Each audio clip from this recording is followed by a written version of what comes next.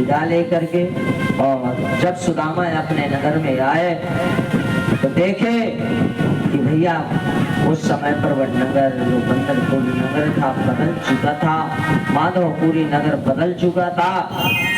उस समय पर सुदामा जी भैया पूछने लगे, बोले कहाँ का है? बोले भैया गांव वाले ने यही कहा कि भैया ये आपका है, आपकी कृपा है, ये ईश्वर की कृपा है, कन्हैया की कृपा।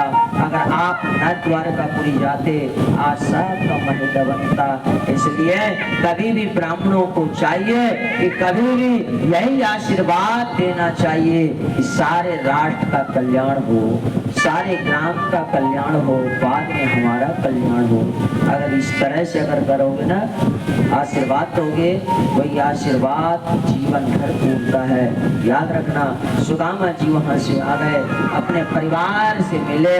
परिवार से मिलने के बाद में वहां से यहाँ पर सुदामा चरित्र की कथा विराम हुई। सुखदेव जी महाराज ने राजा परीक्षित से कहा, बोले राजन आज 9वें दिन है, क्योंकि भैया 7 दिन राजा परीक्षित ने कथा सुनाए थे। सुखदेव जी ने राजा परीक्षित को 7 दिन सुनाए थे।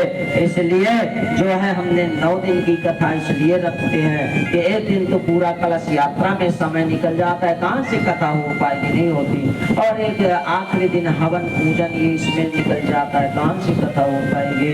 तो 7 दिन से इस बढ़िया सुंदर कथा होती है, वह कथा पूर्ण हो जाती है। इसी तरह भगवान से ये प्रार्थना उस समय पर कहने लगे, आज 7वां दिन हो चुका और हे प्रभु आपकी जो है कृपा उस मुझे इस कथा को सुना करके कर दिया प्रभु आपने। और वहां से हमारे सुदामा जो है राजा परीक्षित गंगा जी में स्नान किए। गंगा जी में स्नान करने के बाद में आकर के सुंदर कुशा की आसन पर बैठ गए। और बैठने के बाद में सुखदेव जी महाराज ने कहा, बोले राजन सब दिन अगर हमने कथा नहीं सुनी और अंतिम दिन की कथा अगर हमने सुन लिया तो ये समझ जाओ कि पूरे दिन की कथा हमने सुन चुकी। ये भगवान सुखदेव जी ने राजा परीक्षित को कहा। राजा परीक्षित के आंखों से आंसू आ गए, आंसू आते आते गिरने लगे। बोले गुरुजी आपने तो मुझे ये कथा को सुना करके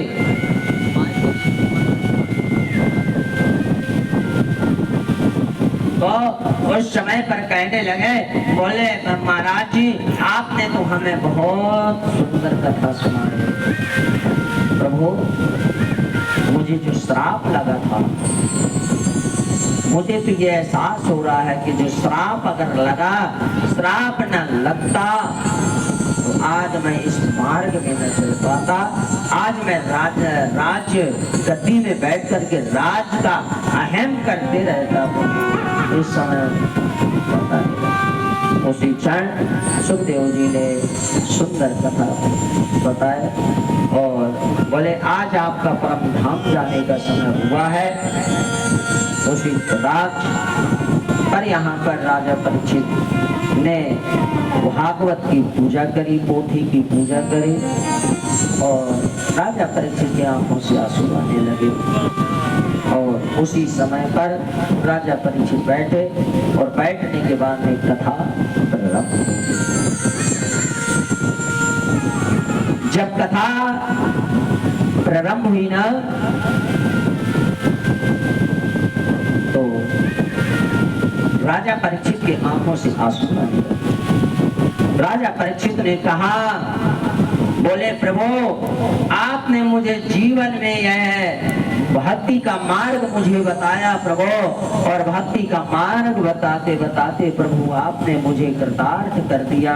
और कृतार्थ करने के बाद में प्रभु आपके शरण में मैं जो आया, शरण में आने के बाद में प्रभु मुझे आपने याद और रक्षतो तस्य स्वानाम तत्र पान्यस्य लोकता लोकस्यानम धरानित्तो लेक लेको अर्णः अर्णने तस्य लोकानाम कृष्णम ते सो समाहि। वहां पर भगवान ने कहा सुखदेव जी ने कि राजन एकादश वदक्षाणम तत्स्रो प्राप्ति प्रजायतः। राजन सबसे पहले तो मैं इस भागवत का तुमको श्लोक संख्या बताऊं।